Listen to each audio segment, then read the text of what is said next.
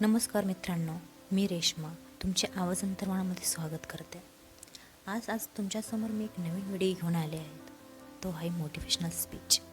Motivational या स्पीचमध्ये मी तुम्हाला लोक आपल्याला नजरअंदाज करतात, त्यांचं मागचं सत्य, त्यांचे हेतू हे सगळं दिसतं. पण ते का करतात, कशासाठी करतात हे सगळं विसरून तुम्ही फक्त तुमच्या मनाचा विचार कराल असा व्हिडिओ आहे. त्यामुळे तुम्ही या व्हिडिओला शेवटपर्यंत जरूर बघा आणि हो, आवडल्यास लाईक, शेअर आणि सबस्क्राईब जरूर करा. लोक आपल्याला नजरअंदाज कधी करतात? जेव्हा ते आपल्यापेक्षा चांगल्या व्यक्तीला भेटतात. त्यामुळे गप्प कधीच बसू नका. जर तुम्ही गप्पा बसल्या तर लोक तुम्हाला विसरून दुसऱ्याला शोधतील. लोकांना एवढंच पाहिजे असतं की कोणाकडून चांगलं मिळेल. त्यामुळे तुम्ही सतत काहीतरी करत राहा.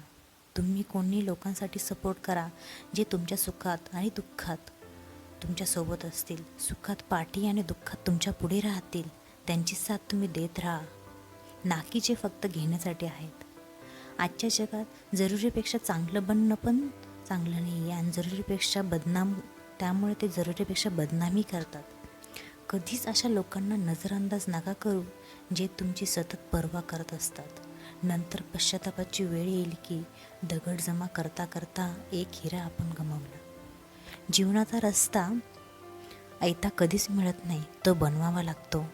आणि ज्याने जसा रस्ता बनवला आहे त्याला तशीच मंजिल मिळते. जेव्हा तुमचे मन दुःखी असेल तेव्हा त्याला विचार करा की किती व का दुःखी व्हायचे आहे. मन म्हणेल लोकांनी माझ्यासोबत चुकीचे केले आहे, त्यांना माफी मागावीच लागेल. पण दुसरे लोक आपली माफी का मागतील? व दुःख त्यांच्या व्यवहाराला नाही तर त्यांच्या विचारांमुळे आहेत. त्यामुळे विचार बदला, दुःख बंद होतील. लोकांच्या विचारांना मागे काहीतरी कारण हेतू असतो.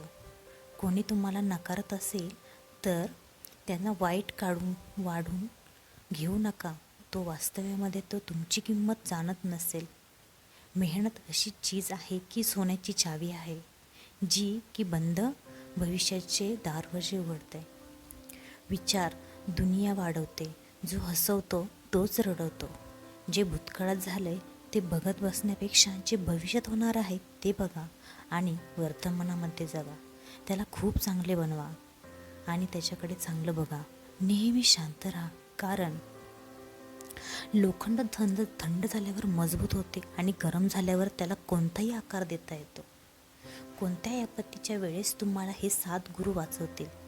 पहिलं म्हणजे तुमचं ज्ञान, तुमची विनम्रता, तुमची बुद्धी, तुमचं साहस, तुमचे चांगले कर्म, तुमचं सत्य बोलण्याची आदत आणि भगवानाला मानणे.